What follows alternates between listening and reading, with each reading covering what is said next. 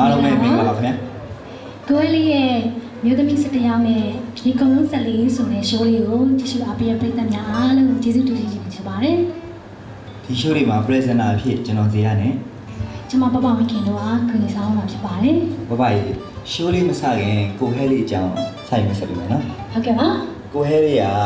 dance အဖွဲ့လေးကစတင်ပြီးတော့ဂီတလောကလေးကိုစတင်ဝင်ရောက်ခဲ့တာပါ ဟုတ်ပါတယ်အခုပထမဆုံးဘယ်သူ့ကိုစာလေးဖြစ်လဲ ဘသူ့ဘယ်လိုစိတ်ကူလာ ငါတို့မေးလို့မရနိုင်ဘူး မင်းသေးလား ဘာတည်ရလဲပပ performance လည်းကောင်းပြီးတော့အစွမ်းလည်းအရန်ကောင်းတယ်မဖြူကျော်တဲ့ဖိတ်မလို့